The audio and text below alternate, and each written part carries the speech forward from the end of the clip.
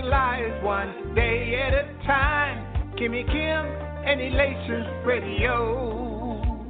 They're here to get your day going fine. Kimmy Kim and Elations Radio. Kimmy Kim and Elations Radio. Kimmy Kim and Elations Radio. And here's your host, Miss Kim Robinson.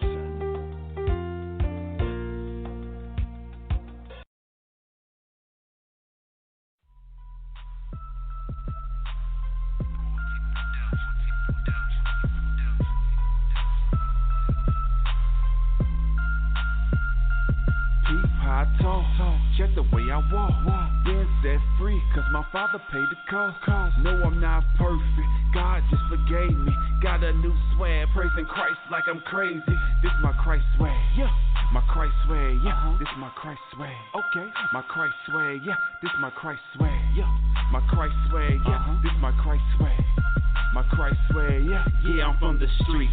South of the arch, man, where I used to drink, roll up, and used to spark, man. Now I got my head straight, shining like $1 million bucks. Christ elevated me, going past the ceiling, bruh. St. Louis fitted, God Squad t-shirt. Homie, how you doing? Pleased to meet you, this my rebirth. Addicted to the word, it's pumping through my artery. Faith on the meal, the swag is a part of me. Now my glow bright, soul's been redeemed, covered in the blood, no shower cause I'm clean. Done playing games, rid of the Xbox, almost flatline, but Christ made my chest pop, walked on the edge, the devil made me wobble. Jesus took the wheel, fast forward full throttle, still in the hood, got that street slang, mixed with the spirit, it's a G thing. Peep how I talk, check the way I walk, been set free, cause my father paid the cost. No, I'm not perfect, God just forgave me. Got a new swag, praising Christ like I'm crazy. This my Christ swag, yeah. My Christ swag, yeah. This my Christ swag, okay. Yeah. My Christ swag, yeah. God Squad, bruh. Swag, yeah. My Christ swag, yeah. This my Christ swag, Cardiac. My Christ swag, yeah. Look.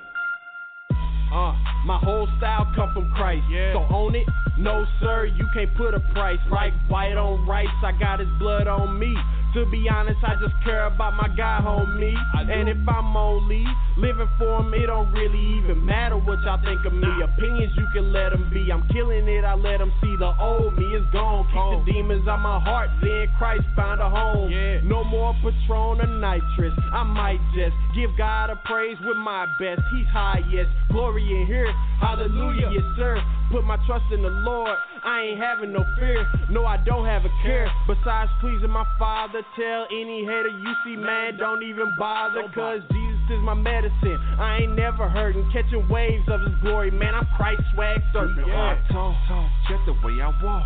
Been set free, cause my Father paid the cost. No, I'm not perfect. God just forgave me. Got a new swag, praising Christ like I'm crazy. This my Christ swag, yeah. My Christ swag, yeah. This my Christ swag, okay. My Christ swag, yeah. This my Christ swag, yeah. My Christ swag, yeah. This my Christ swag. God Squad. My Christ swag, yeah. Okay, I get it from my father. Head to toe swinging on that word, that's the motto. Yeah. Used to be a up or down flipper like the Lotto. Roll with big drinking ST, old squad though. Now I'm aiming at the world with that blessed scope. Hard repetition, stay flexing, holy rollers know. When you see that light shine, this ain't baby dough. He ain't got a VVS on him, what a freak show. No, but I'm close with my father though. I ain't Leroy, but the boy got a lot of glow. Took a whole lot of laying out to kill his ego. Missing my whole purpose like Shaq with them free throws. If you rap in vain, can't edify the people. Swag on 100, gaining speed, adios flow. And I'm top flow, reaching for his glory. You think I got some swag? Christ the one that poured it on me. I talk, check the way I walk. Been set free, cause my Father paid the cost. No, I'm not perfect. God just forgave me. Got a new swag, praising Christ like I'm crazy. This my Christ swag, yeah. My Christ swag, yeah. This my Christ swag, okay. My Christ swag, yeah. This my Christ swag, yeah. My Christ swag, yeah. This my Christ swag. My Christ swag, yeah.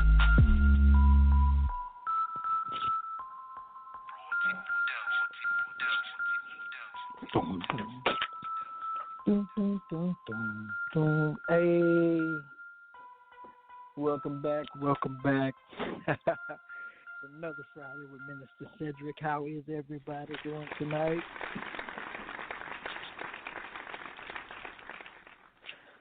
Oh, man, this has been a wonderful week. You know, I ask the same question every week, but, man, how was everybody's week? I can tell you God has been moving in my life. It's been wonderful. So I've been reconnected with some brothers and connected with some new brothers, so life has been really good. I want to thank Sister Kimmy once again. I'm going to give you a shout-out because I always do. We love you, and thank you to Elation Radio for having us on. Tonight's one of those nights. Last week we had a wonderful discussion. I had some follow-up discussions, and we just kind of chopped it up and we talked. I talked to a couple other brothers, and we talked about really what it's about in today's economy, in today's world of being a man. So it's been really tough. But this week, I just want y'all to know, you know, I try to study as much as I can, and I got a chance to read about it this week. And as it would be, I was reading in Romans chapter 8. Romans chapter 8 can be a very, very it's very deep. It can be very deep if you really look into it. But I wanted to focus on just one little verse, and it's actually a very short part of that passage as we start out our show today. Again, this is February. It's almost up. Can y'all believe that? So it's February 21st. And again, this is Minister Sedric talking to all the brothers out here and encouraging as we talk to you as brothers. Go ahead and support us here at Elation Radio. I forgot to do a little housekeeping. I'm going to do that first before we get started in my scriptural reading. But, you know, help us out. Support Elation Radio. We have our annual gala coming up, and we got plenty of time. It's going to be coming up in November, so we have plenty of time to fundraise. And so, you know, y'all look us up. You'll see the link for Elation Radio. Hey, just donate to us. You can send it to us on PayPal. You can go ahead and donate online. We want to make sure that we make this a festive occasion this year. I mean, we're going into year number 3, and y'all know what the number 3 is. The number 3, y'all think about it. We talk about completion here. God has begun a good work with Sister Kimmy and Elation Radio and Elation Magazine. She's doing so much. She's a soldier out there in the streets. So we want to support her. So we're going to start every week when you hear me talk, I'm going to make a donation every week personally myself. And I want everybody, you know, if it's just one, fine. If you can only donate $1, that's fine. I tell you what, between now and November, guess what? You will have donated about $9 to $10. That's beautiful for us, right? So no donation is too small. But I'm asking everybody who listens to this station, let's go ahead and commit to at least $100 a piece, at least $100. Let's just do it, right? We got plenty of time. It's $10 here, $5 there. So I'm asking everybody to do that. But again, support us because I assure you, the programming that she puts on goes to support you because it goes to support Christ's mission, okay? So having done that, having said that, this week I was reading the book of Romans, okay? One little passage stood out for me. I was in chapter 8. I just want everybody to know I like to just read, and reread the same chapter. So I was in chapter 8, so I want y'all to know about this. Check this out. That's for all my brothers out here. It simply says, verse 37, "In all these things we are more than conquerors through him who loved us." Oh, my God, see? That was short, wasn't it? Brothers, I know most of us have short attention spans, so I like to make everything short, sweet, and to the point. When you think about this, in today's society, how I started out, it's tough on us. Some of us have low self-esteem, but it's not even our own doing, right? We have low self-esteem because we're relying on the wrong things to build us up. See, I want to encourage a brother today. I want to say this. Your self-esteem may be low, believe it or not, because of what people say to you. Sometimes your self-esteem is low because of your own production, so you tell yourself you are not worthy. But see, when I think about this, I think about what See, the thing I want you to take from this right here, this is what I got. It's not about who they say you are, who I say you are, but it's who God says you are, right? And God says to you as a man, right here, I'm telling you now, God says to you that you are more and not less. Oh, my God. I want y'all to let that marinate in your spirit. When the world tells you you're not enough, when the world tells you that you can't be enough, when the world says you don't have enough money, you don't have enough sense, you don't have enough intellect, when the world tells you that you are not enough, when you lean into, check this out, not your own understanding, but the understanding of God, right? You lean into it because God wants to help you to understand that you are more and not less. We are all called to be conquerors. So I want to tell you this. Then we'll get into our little chat today. It's this right here. When the enemy starts talking to you, when the enemy is in your ear, when the enemy is constantly repeating, y'all ever, and again, I don't really like to get into politics, but I do dibble and dabble. But y'all ever notice the different messages between the Republicans and the Democrats? The Democrats, they will send you some messages, and the messages are solid. They are solid. If you research it, they're solid. But they give you so many. The Republicans will give you a message, and sometimes it's solid, sometimes it's not. But they keep on repeating the same thing over and over and over until whether it's the truth or not doesn't matter. You will start to parrot what you have been told. And I can't say it enough. Let God's word be what you listen to. God parrots his word throughout the gospel, throughout the Bible. You will hear that God made man in his own image, and I'm here to tell you that God, check this out. How many of y'all ever thought about that? God made man in his own image because he made an idol to himself. Oh, y'all don't. I'm sorry. I'm going to say this real quick. God made man in his image because he made an idol to himself. Now, that's Sedric 101, all right? I can't definitely tell you exactly what it says in the Bible, my interpretation. And my interpretation is that way because we were created to worship him. Yeah, I don't get it. I want y'all to get that. We're created to worship him, and we're created in his image. We have dominion on this earth. So don't let the enemy tell you that you are less. God tells me, and God tells you, he says, you are more and not less. I want y'all to take that with y'all today, okay? If y'all don't hear nothing else from this podcast, you heard that, and tell Minister Sedric told you this, and he said it because God said it to him, and that's it. I believe it, and that settles it. You ain't got nothing else to say, enemy, all right? Y'all practice that because I want you to know that you're more. So having said that, I have one guest on with me tonight. I got my brother Chris on all the way from Dallas, Texas. Chris, you out there? Can you hear me? Dun, dun, dun. All right, well, trust me. Y'all got to trust me for a moment. He'll come on. When he comes on, we'll talk to him. Today, as again, I was reading through Romans all week, and I kind of started thinking. Come on. Good. Glad to hear from you, brother. Glad to hear from you. All right.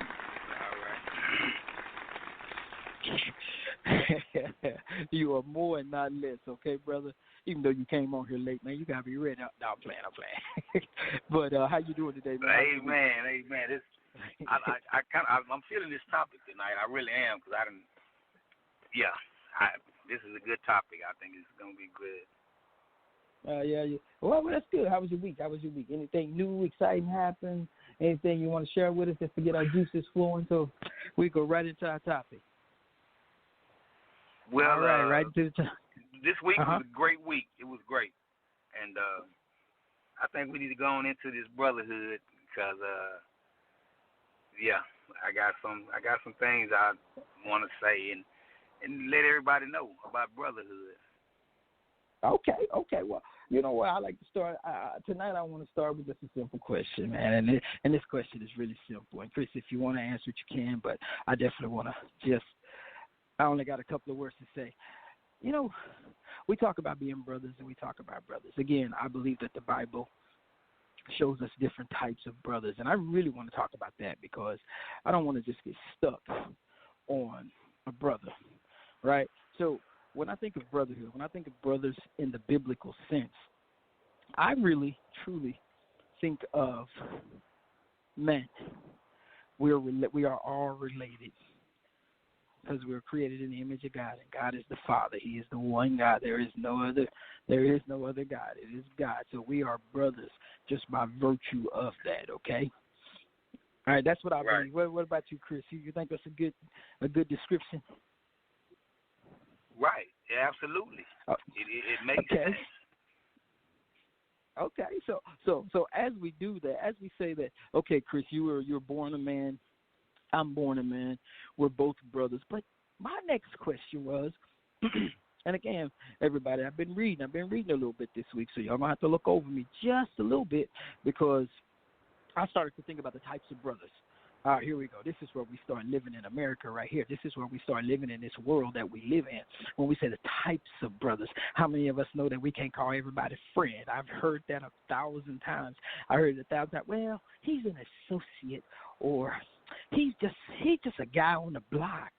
But I want to talk about relationship today, and I like to think that God gave us 3 types of brothers. Now, again, this is Sedric 101, okay? But 3 types of brothers, in my opinion. And one of the types of brothers I believe that we have when we're out on the block and we meet people, we have our blood brothers, right? The brothers who are born of the same mother and father. Am I right? Chris, would you agree? Right. Yeah, you'd agree with that, right? So sometimes when we call each other brother, it's because we're born into the same family, right? We're blood relatives, right? And how many of us know that just because we are born blood relatives does not mean that we're going to have the greatest relationship? How many of us believe that? See, the reason I bring that topic up is because I technically was born into a family where I had 5 older brothers. 5 older brothers, right? 4 older brothers. One of my brothers passed when he was born. So, but 4 older brothers. I was born into a family with 4 older brothers. Of these 4 older brothers, I was only close to 2 of them. Of these 4 brothers that I had, I only looked like 2 of them. Like if you saw us all in a room, you wouldn't know we were related except 2 of them, right? I resembled 2 out of 4 brothers, right? It is funny. It's funny, and we didn't always get along. Now, why am I saying that? I'm saying that because, listen, fellas, we don't have to crucify one another. Just because we don't like what another one says. See, we don't have to put each other down. And blood brothers, it's really hard sometimes. It's difficult to be a blood relative of somebody, especially when you're a man, when you're a guy, because I'm the youngest. I'm actually the youngest of a total of 10 kids. 10. I'm the youngest, so I'm number 11. I'm all the way down the line. And I'm the nerdiest of 10 kids. Chris, don't say none of that now. I'm just putting my personal business out there. But I'm the nerdiest, right? So I got picked on the most. And no matter what I came home and talked about, my older brothers had something bigger. Like I had one brother who was already in the Navy, and he was on submarines, and he was all over Japan and all over the Middle East, and he was all in the Persian Gulf, and he was all over the coastal United States. He was already in the Navy. I couldn't compete with him. Brothers, I'm really trying to get at something here. And then I had another brother who was in high school who wanted to join the Army, but he had an accident driving a forklift, lost one of his eyes. He was treated, oh, my God, he was treated like he was so fragile. It made everybody jealous, right? But he was a lot older than me. As a matter of fact, he's 10 years older than me, almost to the day. And then I had another brother who was a super jock. Not even a tall guy, not a big guy, but he was a super jock. The guy could fight, he could box, he could do martial arts, he was into gymnastics. He was only 5'4", and he could dunk a basketball. Not with one hand, right? He could dunk a basketball with 2 hands. He's only 5'4". He ran track. He placed second in state for like 2 years in a row. He was a super football player. He could play any sport, and I was trying to compete against him, right? And then I had a brother who was a year older than me. Now, this brother and I, we look just alike. We grew up as twins, as a matter of fact. The only difference, the big difference between us two, the big difference was our temperament, our demeanor. Now, I say our demeanor, not our temperament. We both were high-headed, but our demeanor was different.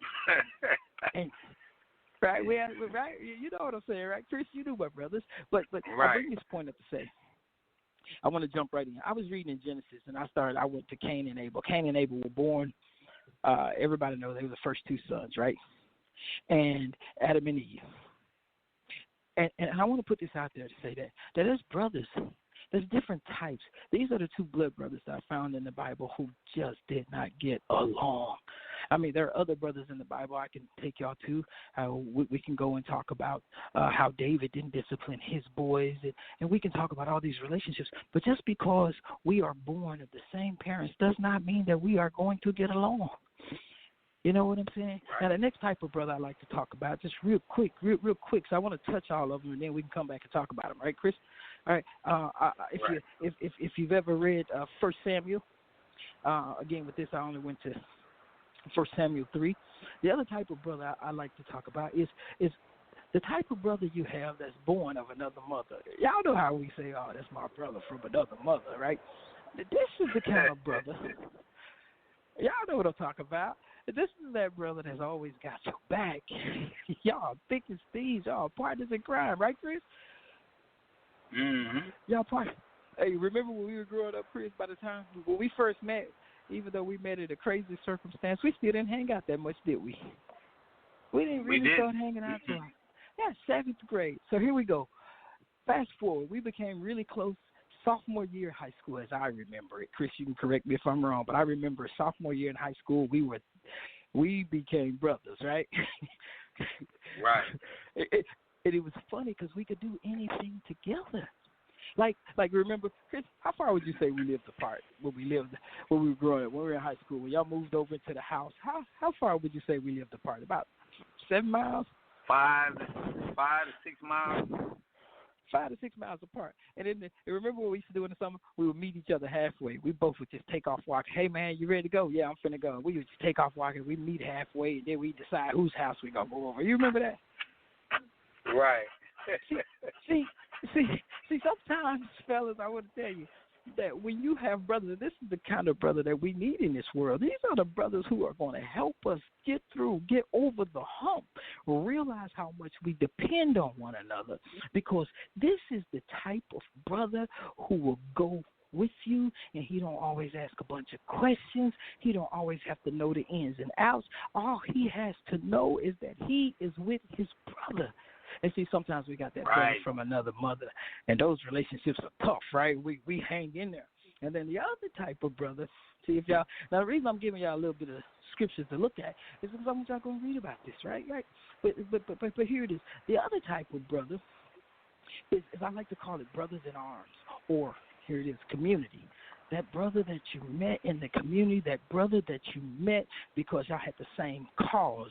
You hear what I'm saying? That brother that you wouldn't know unless you were fighting the same fight. Okay. Now, if you want a reference to two brothers that did that, you can go to Numbers chapter 13, chapter 14. You can read a little something about Joshua and Caleb, right? Right? We find that Moses had commanded. He said, "Hey, I'm gonna send y'all out. Y'all go over into the promised land. I want y'all to come back and report."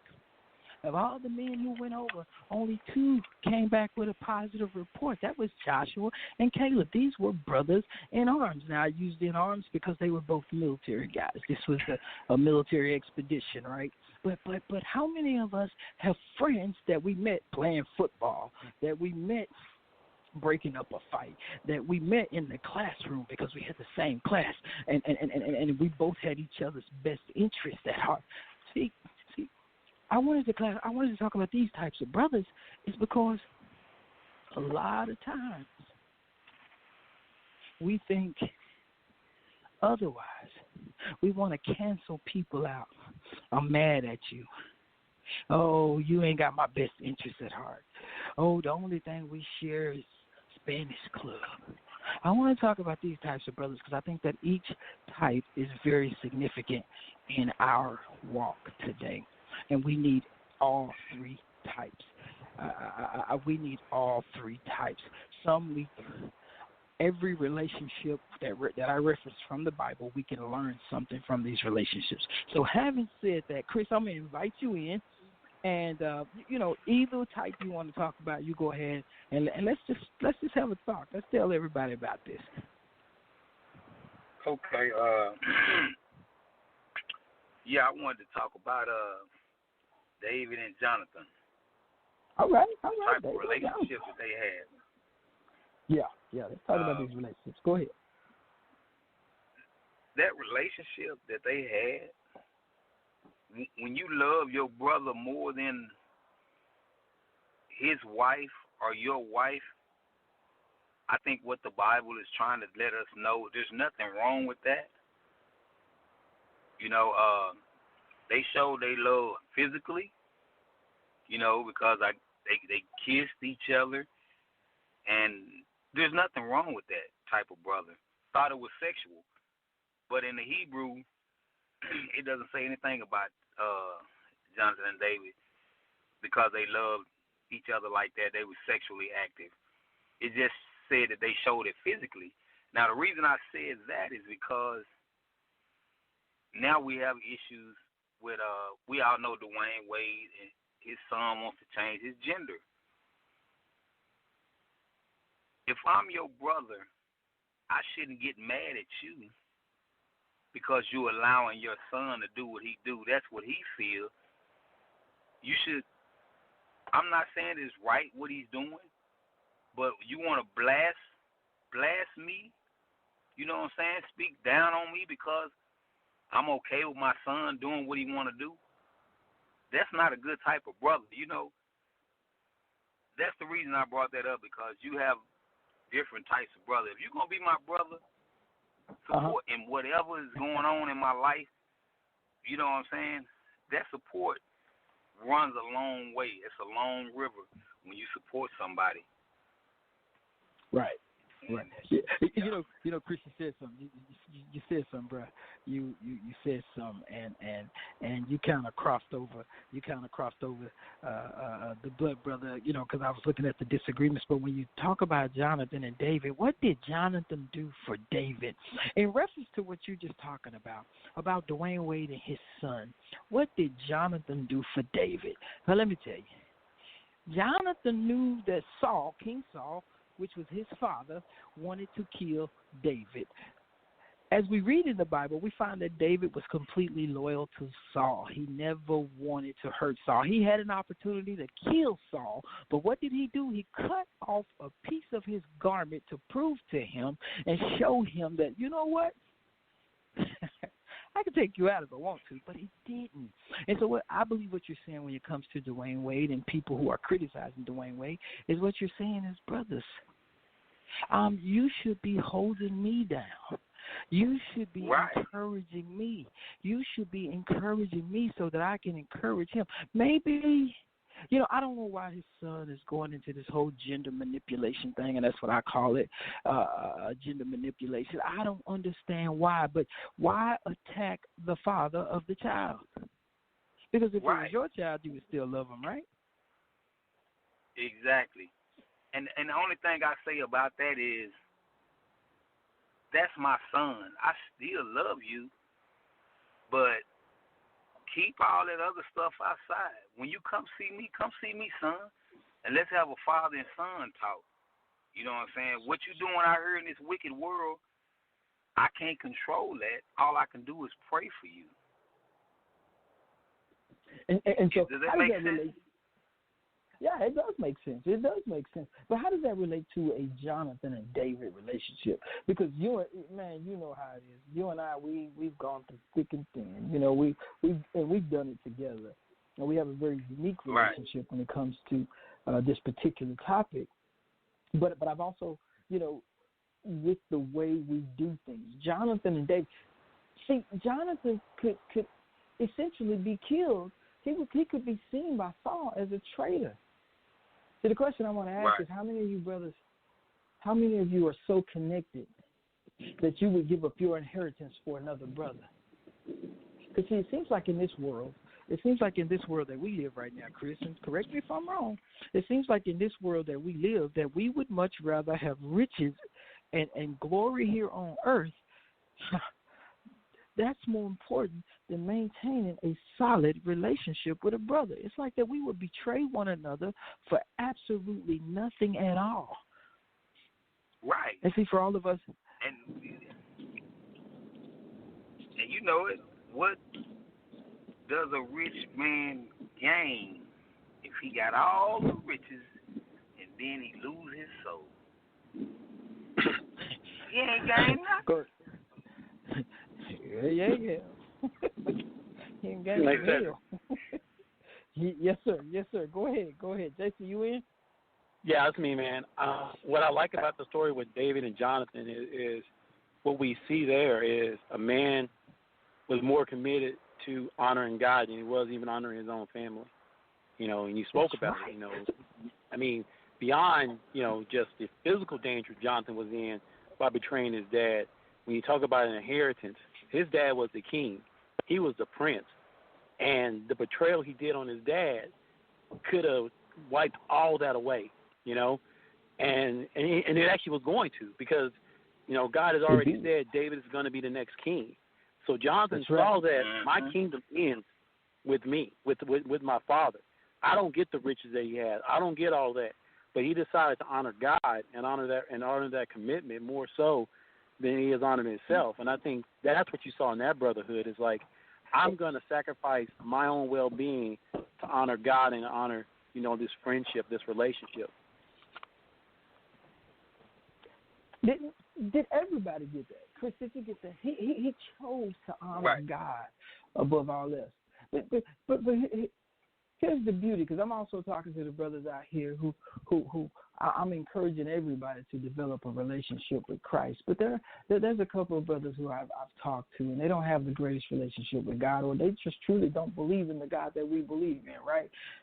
How still I say to you, because I do believe in God, honor your brother. The thing that's important is beyond this life. We will probably never, ever see it or understand it. So it's important for us to have a bond. Am I right? It's important. And if we're following God, just like Jason just said, if we're following God, how can we go wrong? How can we go wrong? And I'll tell you, I mean, if you read the Bible, it speaks about unity. So for those guys who don't follow God, you know, think about the Tower of Babel. The people were united. Yeah. They were united in doing something evil, but God came down and said, hold on, y'all are united. And when y'all stand united, the things that you can do, and whether you know, people believe in a God that we believe in or not, there is just power in unity. So I always tell a brother, man, you got to find somebody you're doing this walk with, because there is some power in unity. And no matter what you're going through, there is somebody out there who's going through the same thing, who can share that experience, who can walk with you, who become part of that cord that, you know, the scripture speak of that is not easily broken, you know. And so I think you hit the nail on the head when you talk about brotherhood. It goes beyond the church and any biblical thing. It's just something that, you know, if you just read scripture, God has shown the power of what it is to stand united with somebody in a cause, whether it's just or unjust. You know, you stand united with somebody in a cause, there's power behind that. So for all the brothers out there who feel like they're struggling and they're powerless in any situation, you know, whether it be baby mama drama, whether it be financial situation, man, you find somebody to stand with in unity and understand the power that comes from that. You know, you said something important, Jason. But I really want to push on a little bit more into this. You know, Chris, I used our relationship as an example. We were junior high, then we got to high school. We joined the Army, all these things. We were united on every level, right? He knew my parents. I knew his parents. I knew his mom quite well, and we spent time at each other's homes. But check this out. Here's the problem I got with us as brothers. You see, once we realize we're one of these three types, or in most cases we're all three of these, we tend to lose ourselves because we tend to start to think that we all must think alike. Am I right? Jason, I like the point that you made. Your point was simple. When we honor God. You're right. But I like what Jason said. The key word is unity. And you can look at that word backwards and forward. All right. You can look at Good Times. What was the favorite song on Good Times with JJ and his homeboys? United we stand. Oh, man, you don't get me started. We stand. Divided we fall. You know what I'm saying? United we stand. 2,000 smiles. And I just want to elaborate on that for a second. Y'all remember some years back, I'm not sure how many years back, but remember when they had was a lot of years back, the Million Man March? Okay, Million Man March. Don't you know the whole world had their eyes open on that Million Man March because they all united to do one thing and go down there to the White House. The whole world was watching. These men got together and opened the eyes of so many people. Like, what they gonna do? They're not gonna do nothing. We're united and we're standing for a cause, and that's called brotherhood. When you can unite and stand for something together, that's brotherhood. So check this out. So now y'all correct me if I'm wrong. So Chris, what you're saying is when we realize we have these types of brotherhoods, these types of friendships, we all need to have a purpose in this, right? Because see what you just said, it just kind of gave me that. It gave me that. I think every friendship, every type of interaction we have with one another as brothers, it needs to have a purpose. Sometimes the purpose is to just worship God. Sometimes the purpose is to live together. You know, how many of us who have failed at different activities and we've given up, how many of us would have kind of hung in there if we'd have had somebody with us, if we'd have known that one of the brothers had our backs, if we just could have gotten some sort of support? How many of us would be better fathers today? These are questions that I have to ask myself on a daily basis when we're studying, when I'm hanging out with guys, when I'm just talking to guys on the phone. How could my life be better? See, the purpose, you know, of uniting us can sometimes change. It can sometimes be different, but we need a purpose. Am I making sense? Am I not saying that right? Because see, I have You're right. I have a reason why I personally use the phrase relentless pursuit. I have a reason because my purpose is, here it is, one man at a time. I would like to introduce and change communities one man at a time. Just one. How many of us know that Jesus took 12 and changed the entire world, changed our entire destiny? One man at a time. You see, and how can we best get this message out? How can we best help other brothers? You see, because my message is going to be the same. It's going to be one man at a time. Let's get out here and let's go and talk to brothers. Let's create relationship. Jason, you're pretty good at your relationships. What kind of relationships do you have with brothers right now? So I'll tell you this, you know, and I think Chris alluded to it before. When it comes to being brothers, sometimes people think a closeness amongst men has to be something that is weird. And, you know, people read the story of David and Jonathan, and they want to make it something that it's not. You know, I think for me, it's about having a brother that I can cry with, that I can be completely totally vulnerable with. You know, and being okay with being, you know, we have a saying in my men's group at church: you should never go home scared. You should never go home scared. You know, or you should never go home angry. You should never go home scared. And it really encourages other brothers to come to us in those times of vulnerability, so that we can stand in some type of strength when we are called to be leaders. you know, because I tell my son this all the time. I'm like, bro, I'm not saying you can't be emotional. I'm not saying you don't cry. I'm saying this. When your family is looking at you in a time of crisis and all you doing is crying and bubbling and tell you how bad it is, you ain't standing in support. You got to find a way to stand strong. And sometimes for us to stand strong, we have to be weak in different outlets. Everybody needs that outlet. Everybody needs that person that can just be like, man, look, I'm struggling. You know, I'm going through this. To somebody they can expose themselves and make themselves vulnerable to. And I think that's the thing about relationships is how it's developing that. And you know, and it's difficult, you know, because, you know, as guys, we want to be standoffish. We're like, whoa, hold on.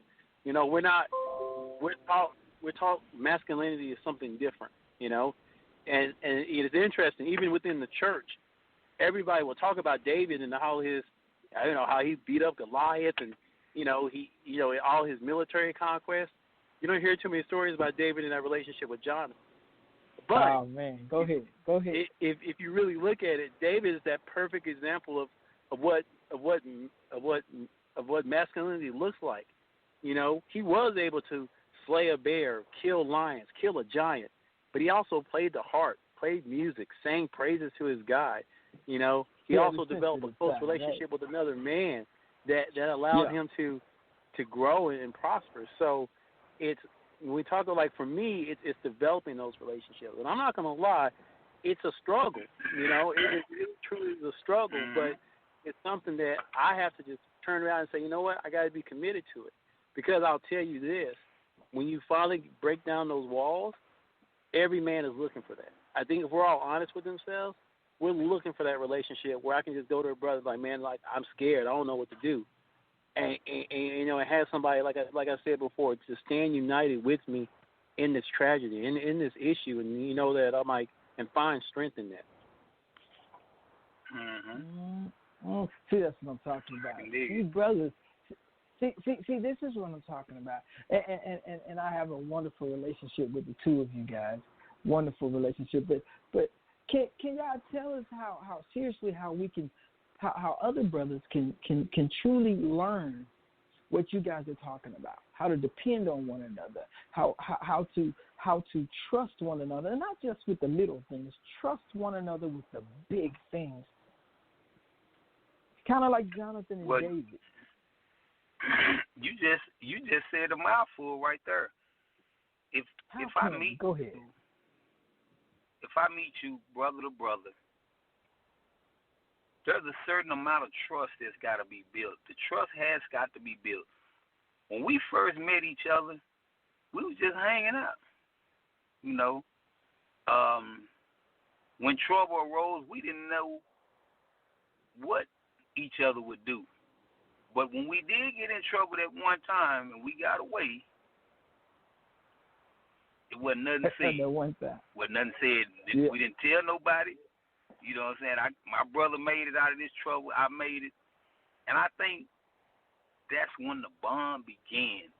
Okay, I could trust him not to say nothing. I can trust, you remember the time we did what we did. And but, yeah, it has to be a certain level. That's a lot of times.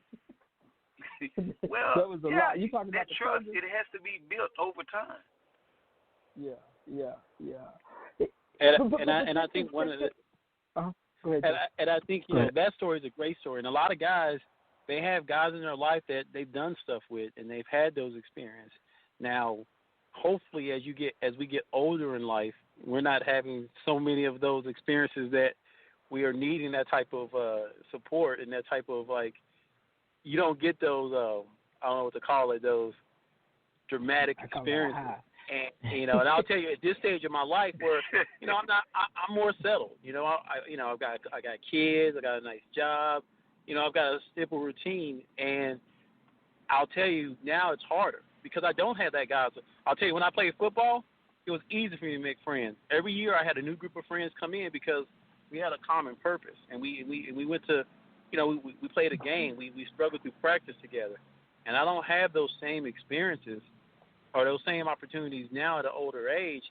So what I have to find myself doing is finding ways to connect with things that I like, things that I enjoy. I went to a birthday party for a brother at church, And it was the greatest time I ever had because I just sat there with a bunch of other brothers and we just watched. It was during the playoffs. We watched the playoff games. We made fun of each other. And we just kind of had a great time. And for me, it's about making sure that I intentionally seek those opportunities out, whether I invite somebody or say, hey, man, what you doing this weekend? And, to try to develop those relationships so that trust can be built, so we can have conversations and, and get past the, hey, what's up, bro? How you doing? How's your week? Good, yeah. And start having real conversations. Because it's a lot harder as we get older because we may not have those same opportunities for those experiences. And see, the thing is, and you know what's sad? The thing, Chris, hang on one second. The thing is that you said something great. That these are opportunities. You see all of these interactions as opportunities, and I think that's what's really, really missing today. We don't see interactions with each other as opportunities. Go ahead, Chris. Go ahead. No, what I was gonna say, that was a great story that about getting together with some people you don't know. And y'all sit down and watch sports. Sports is the biggest man bond in the world, if y'all can agree with that.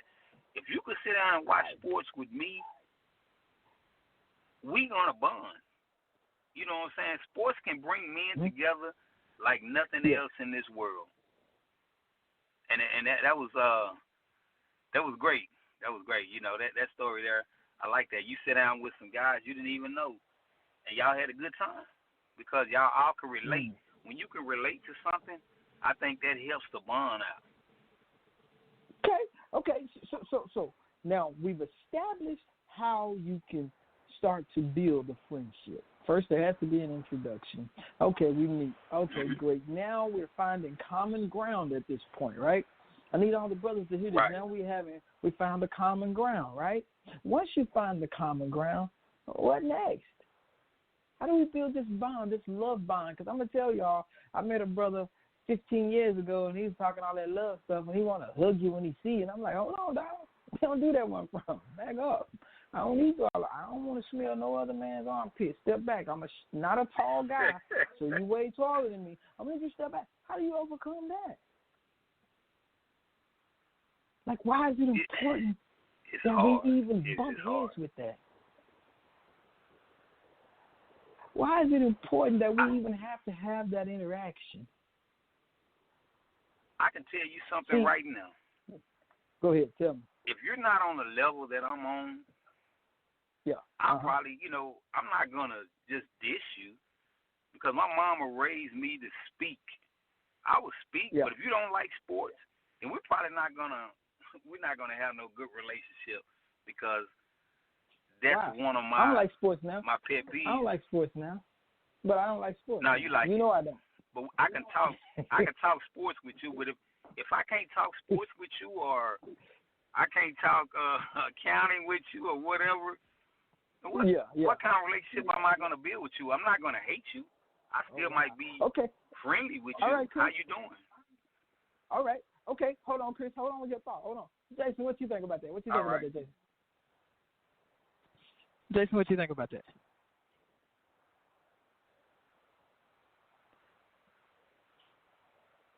Okay, we're going to move on past J-Dub. Yeah, but Chris, this is what I'm saying. Okay, check this out. This is what I think. I think a relationship between brothers is like anything, especially since God ordained these relationships for us, right? See, when we open up to one another, Chris, let's say we're looking at the game. When we open up to one another, I'm opening up to you because I don't want to force anything. So I'm opening up to you to what? Since you don't know how to build a bond outside of sports, Chris, I'm going to open up to you because I want to help you understand that we can still be boys even if I don't like sports. We don't have to talk sports to be boys. See, the reason I'm putting it out there like this, Chris, I'm not saying what you said is wrong because that that's the way you feel. But here's why I'm saying it. Here's why I'm saying it. I'm saying it because if you do that, then you limit the power of God. You limit the power of God to help you in any and every situation. You hear what I'm saying? God doesn't force anything. That means that He doesn't force you, Chris, to go out and talk to this brother that you have nothing in common with about who? About Him, about God. Keep in mind, I believe Sedric 101 says that God created man as an idol to worship Him. So you know what I'm saying? So I believe that. So check this out. When we open up to one another, sometimes, and Chris, you know this, and Jason, you know this, you have met guys who need help.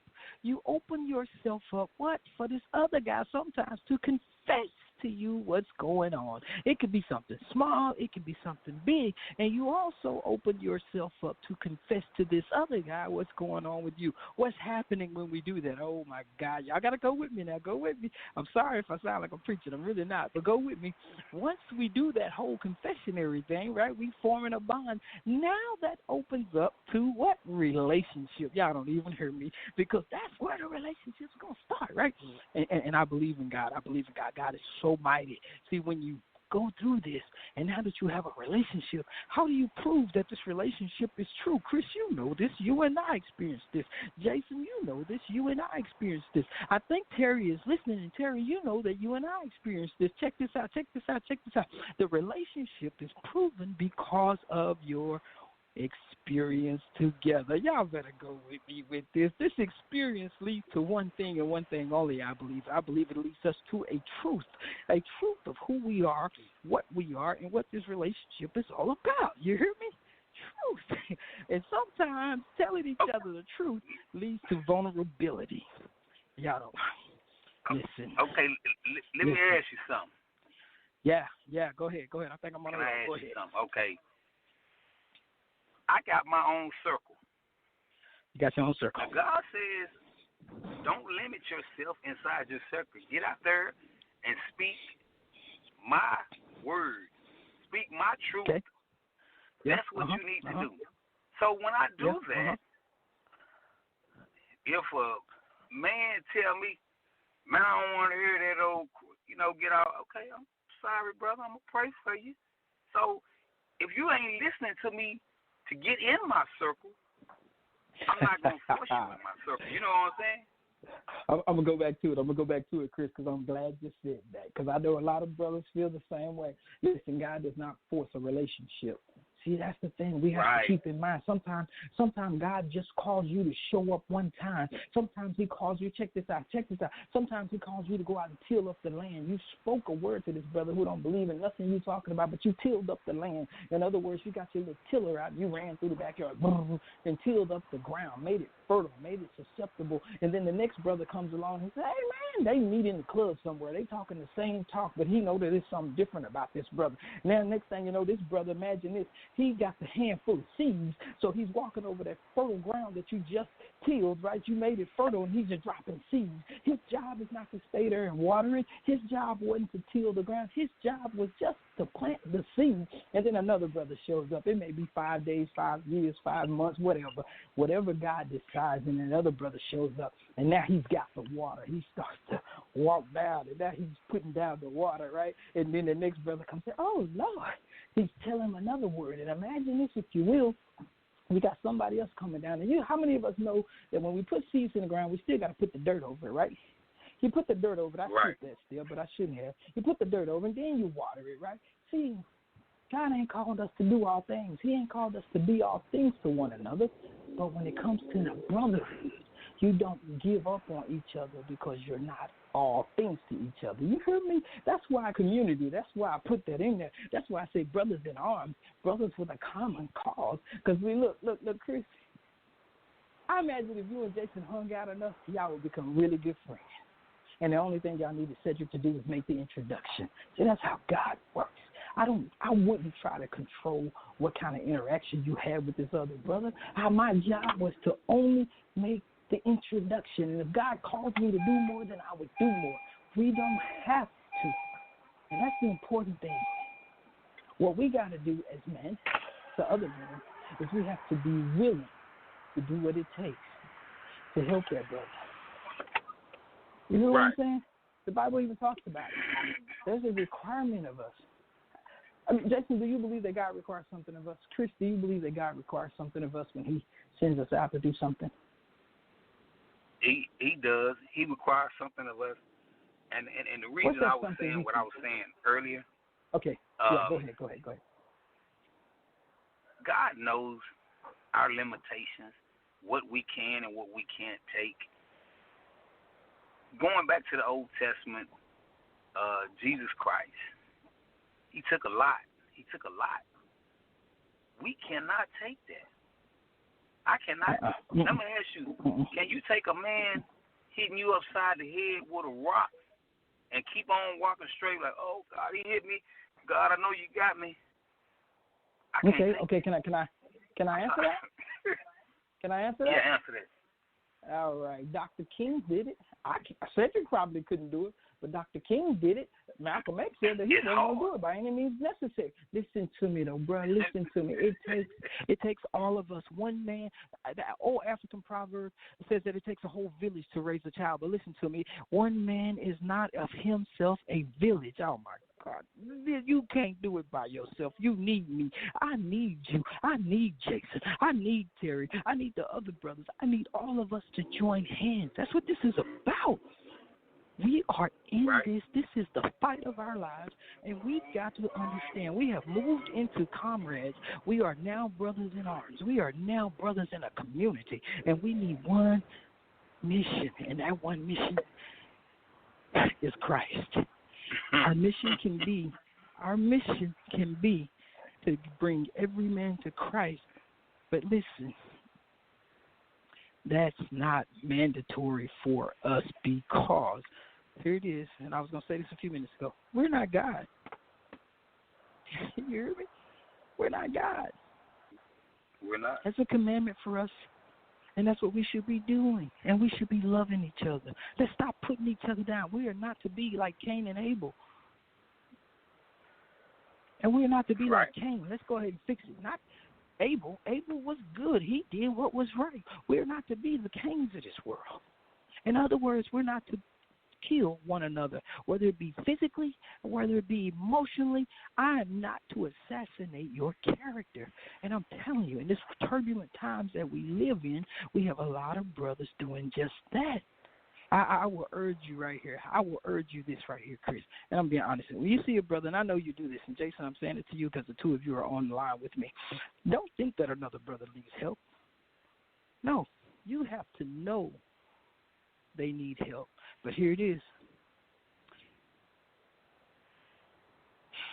You have to know when they don't want the help.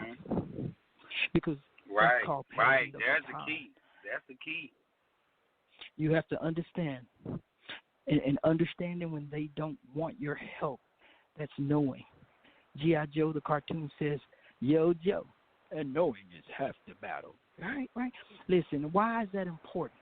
That is important because if you start to force your beliefs on someone, you effectively push them further away. Listen, I want y'all to hear this. And I want you to get this in your spirit. Because this really applies to us as men of God. You are only as good as the last of your kind. Or shall I say, let me fix it. You are only as good as the worst of your kind. Does that make sense? Listen, I'm going to say it one more time for all of us brothers who are trying to reach other brothers, and we're coming up on our hour, but I want to say this. You are only as good as the worst of your kind. And what that means, check this out, Chris. You're a good brother. I know what it means. I'm that brother who's a scoundrel. I just stole. I met this girl, and I just took everything she had. I got in her.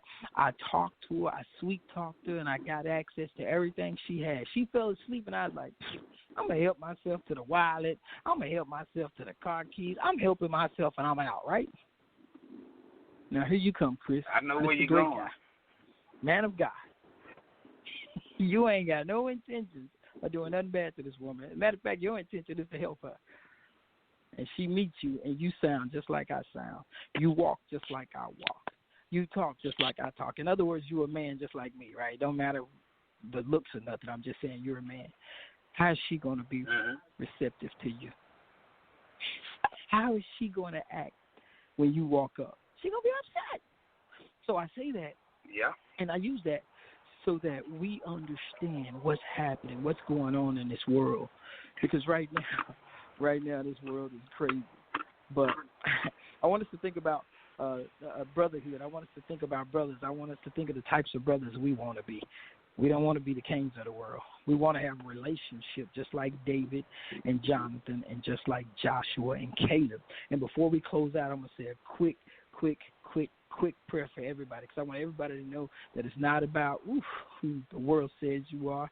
God says that you are more and not less, okay? So I want us to just pray real quick before we close out. Sister Kim, you can go ahead and cue up our music, because I'm saying this to everybody. My heart goes out to every brother out here, every sister out here, every man, woman, and child out here. I just want to say real quick is that, Father God, we believe in you. We believe in your words, Father, and we choose to believe what you say to us. Right now, Father God, I ask that you bring everyone within the sound of my voice, everyone who may come across this podcast later on, Lord. Lord, I just ask that you would bless them, ask that you would open up their eyes so that they may see what it is you have called them. Open up their ears so that they may hear what it is you have called them. Open up their mouths so they may call out whatever it is you have called them to be. Father, I ask these things in your precious Son, Jesus' name. Amen. Everybody, Go out, be blessed tonight, enjoy yourselves, and we're going to see y'all next week again on Relentless Pursuit. God bless you, thank you, and we love you. Everybody have a good weekend.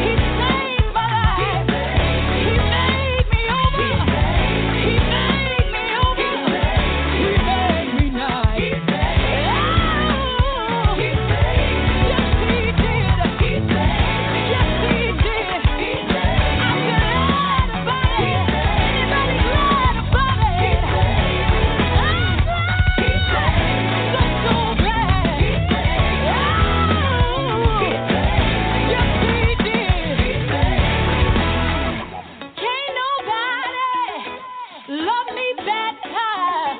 He makes